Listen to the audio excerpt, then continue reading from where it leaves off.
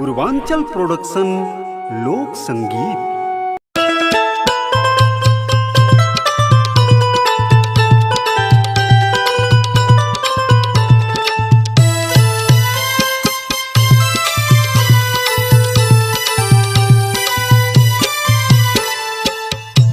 अरे काहे से आइल बाड़ू?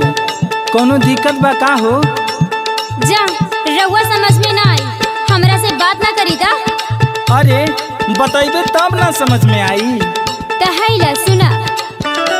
हाँ लागल बा दशहरा बाई राधा रजऊ, लागल बा दशहरा बाई राधा रजऊ, हमके सोरठगढ़ के मेलावा घुमादा रजऊ, हमके सोरठगढ़ के मेलावा घुमादा रजऊ, हमके सोरठगढ़ के मेलावा घुमादा रजऊ। मैया के दर्शन करादा रजऊ, मैया के दर्शन करादा रजऊ, हमके सोरठगढ़ के मेलावा घुमादा रजऊ, हमके सोरठगढ़ के मेलावा घुमादा रजऊ।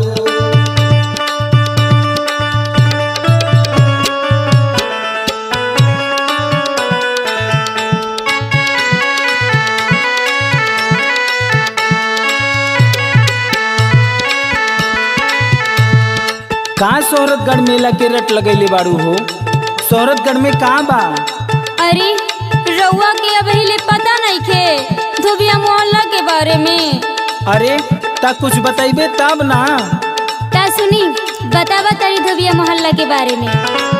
हाँ धोबिया मोहल्ला के मूर्ति बा भारी, बाटे कुछ खास राजा काला तैयारी, काला तैयारी, काला तैयारी। रुंगटा बस्तरालय से सड़िया ले आईदा, रिमझिम कॉस्मेटिक से चूड़िया किनाईदा, लागी न किराया कुछ ज्यादा रजऊ, लागी न किराया कुछ ज्यादा रजऊ, हमके सोरठगढ़ के मेलावा घुमादा रजऊ, हमके सोरठगढ़ के मेलावा घुमादा रजऊ, घुमादा रजऊ, घुमादा रजऊ, हमके सोरठगढ़ के मेलावा घुमादा रजऊ, हमके सोरठगढ़ के मेलावा घुमादा रजऊ।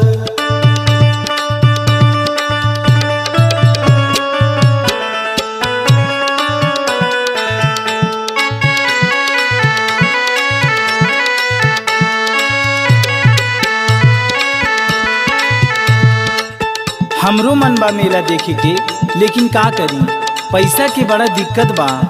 तब पैसा के जुगाड़ हम करी, ले चल बा घुमावे। कवन जुगाड़ लगेबू पैसा के, हमहू के बतावा। बतावा तनी सुना। हो कनवा के झुमका बेची पैसा ले आवा, अपने संगरिया राजा हमके घुमावा, हमके घुमावा, हमके घुमावा। रामानंद होटल के समोसवा खियाईदा, रजनीश के टाटा का पर पनिया पियाईदा, हमारा से कैले वादा रजऊ, हमारा से कैले वादा रजऊ, हमके सोरठगढ़ के मेलावा घुमादा रजऊ, हमके सोरठगढ़ के मेलावा घुमादा रजऊ, घुमादा रजऊ, घुमादा रजऊ, हमके सोरठगढ़ के मेलावा घुमादा रजऊ, हमके सोरठगढ़ के मेलावा घुमादा रजऊ।